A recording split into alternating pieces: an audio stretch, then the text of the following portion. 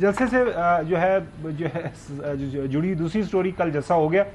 اب جلسے کے اوپر مختلف رائے ظاہر ہے. حکومت یہ کہہ رہی ہے کہ بالکل فلاپ جلسہ تھا, فلاپ شو تھا, اور جو پاکستان تحریک انصاف والے کہہ رہے ہیں کہ ہم نے تمام تر جبر استبداد کے باوجود ایک اچھا پاور شو کیا ہے, اور جو ہے ہم مزید پاور شو کریں گے, اور پورے پاکستان میں خاص طور پر لاہور کا ذکر ہوا.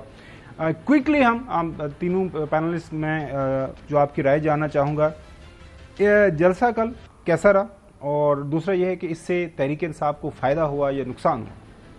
دیکھیے, تحریک انصاف نے جلسہ تو جب کر رہے تھے, لیکن علی امین گنڈا پور کی جو تقریر تھی وہ اپنے پاؤں کے اوپر کلہاڑا خود مار دیا پی ٹی آئی نے, اور ان کو ایسا یعنی صدارتی خطاب ان سے کروانے کی ضرورت نہیں تھی.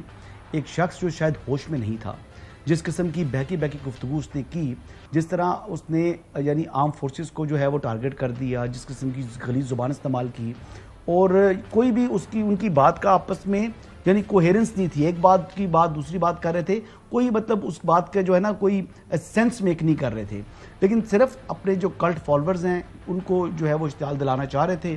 جس طریقے سے بھی انہوں نے یہ گفتگو کی, میرے خیال سے اس کا بہت زیادہ نقصان ہوا ہے. جیسے بیرسٹر گور نے تقریر کی, جیسے جو ہے آپ کے دیگر قائدین تھے, یعنی علی محمد خان نے بڑے اچھے الفاظ میں بڑی سلجھی ہوئی گفتگو کی. عمر ایوب صاحب کی بھی نسبتاً جو ہے وہ تقریر بہت بہتر تھی. علی امین گنڈا پور جس قسم کی گفتگو اس نے کی, مریم نواز کو جس طریقے سے مخاطب کیا, اسٹیبلشمنٹ کے اوپر جس طرح کی انہوں نے بے تکی اور بے بنیاد باتیں کی, اس سے پاکستان تحریک انصاف کو نقصان ہی ہوا ہے, فائدہ نہیں ہوا. یہ جلسہ نہ ہوتا تو زیادہ بہتر تھا. یہ جلسہ کر کے انہوں نے میرے خیال سے اپنے لیے زیادہ مزید مشکلات کھڑی کر لی. نقوی صاحب, دیکھیں, حضرت علی علیہ السلام کا قول ہے کہ اگر کسی کو پہچاننا ہو تو اس کو بولنے دو, جب وہ گفتگو کرے گا تو آپ اس کو پہچان دیں.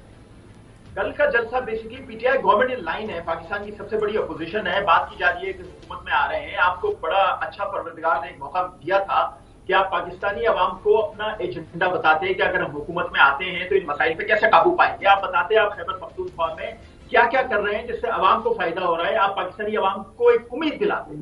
لیکن آپ کو جو ریاست کی دشمنی کے الزامات لگ رہے ہیں, ریاست مخالفت کے الزامات لگ رہے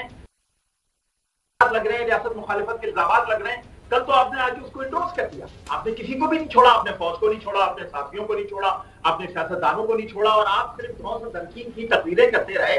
تو وہ تاثر جو آپ کے خلاف بن رہا ہے ریاست دشمنی کا, آپ نے تو اس کو مزید طاقتور کر دیا, اور یہ آپ نے بہت بڑی غلطی کی ہے.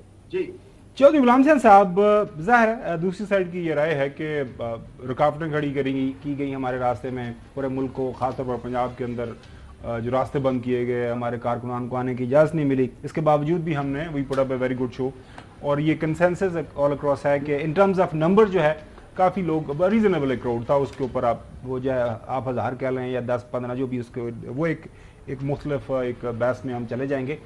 اس سے کل کے جلسے سے آپ کو کیا لگتا ہے کہ پی ٹی آئی کو کیا جو ہے کامیابی ملی ہے, مقاصد کیا حاصل کیا انہوں نے؟ نہیں, انہوں نے اپنا اسٹیبلش کرتے جا رہے ہیں کہ we are the most powerful and popular party of Pakistan period. وہ اس کو جو مرضی آپ کرتے رہیں اور جتنی مرضی گالیاں دیتے رہیں اور وہاں لکھتے رہے tweets per, who is bounded about it. میں نے آپ کو ایک پازیٹو بات بتائی ہے جس کو آپ رجسٹر کرنے کے لیے تیار نہیں ہے. وہ ملک دشمن ہے, وہ یہ ہے وہ ہے. ایک وزیر اعلیٰ صوبے کا آگے نعرہ لگوا رہا ہے پاک فوج زندہ باد, ایک لاکھوں کے مجمع میں, جس کو آپ ملک دشمن بنا رہے تھے. لیکن اس نے کہا نہیں, ہماری فوج ہے, میں یہ نعرے لگاؤں گا اور پی ٹی آئی کے جلسے میں لگاؤں گا. پیریڈ.